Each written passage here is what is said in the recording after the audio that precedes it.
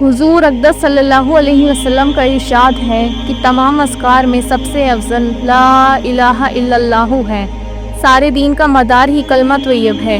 اس بات میں شک نہیں کہ تمام ذکروں میں سب سے افضل ذکر کلمہ طیب ہے، کہ یہی دین کی وہ بنیاد ہے جس پر سارے دین کی تعمیر ہے۔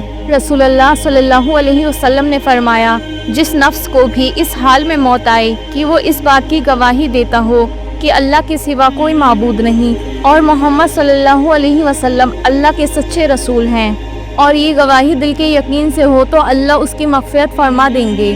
حدیث کی کتابوں میں ایک قصہ لکھا ہوا ہے کہ حضور صلی اللہ علیہ وسلم کے زمانے میں ایک نوجوان کا انتقال ہونے لگا۔ حضور صلی اللہ علیہ وسلم سے عرض کیا گیا کہ اس سے کلمہ نہیں پڑھا جاتا۔ حضور صلی اللہ علیہ وسلم تشریف لے گئے اور اس سے دریافت فرمایا، کیا بات ہے؟ عرض کیا کہ یا رسول اللہ، ایک کفل سا دل پر لگا ہوا ہے۔ تحقیق حالات سے معلوم ہوا کہ اس کی ماں اس سے ناراض ہے اور اس نے ماں کو ستایا ہے۔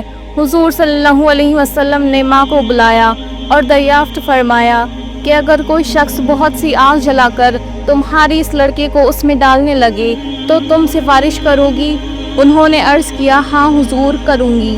تو حضور صلی اللہ علیہ وسلم نے فرمایا کہ ایسا ہے تو اس کا قصور معاف کر دے۔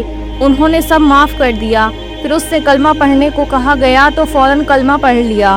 حضور صلی اللہ علیہ وسلم نے اللہ کا شکر ادا کیا کہ حضور صلی اللہ علیہ وسلم کی وجہ سے انہوں نے آگ سے نجات پائی۔ اس قسم کے سینکڑوں واقعات پیش آتے ہیں کہ ہم ایسے گناہوں میں مبتلا رہتے ہیں جن کی وجہ سے دین اور دنیا دونوں میں نقصان پہنچتا ہے۔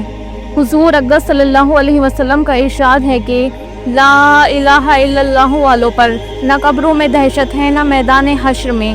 حضرت ابن عباس رضی اللہ عنہ فرماتے ہیں کہ ایک مرتبہ حضرت جبرائیل علیہ السلام حضور اقدس صلی اللہ علیہ وسلم کے پاس تشریف لائے۔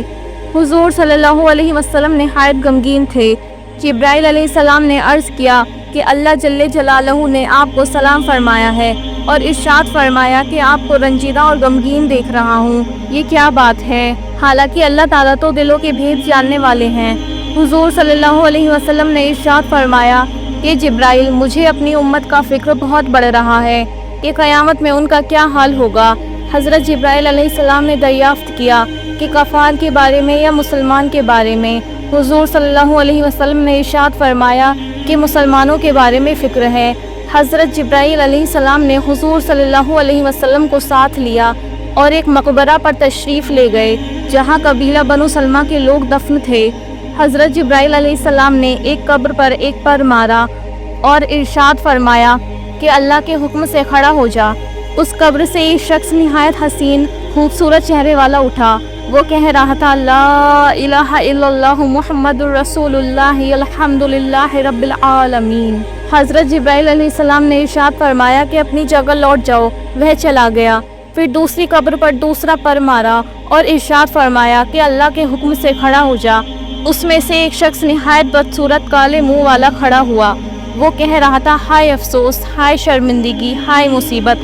پھر حضرت جبرائیل علیہ السلام نے فرمایا، اپنی جگہ لوٹ جا۔ کے بعد حضور صلی اللہ علیہ وسلم سے عرض کیا کہ جس حالت پر یہ لوگ مرتے ہیں اسی حالت پر اٹھیں گے۔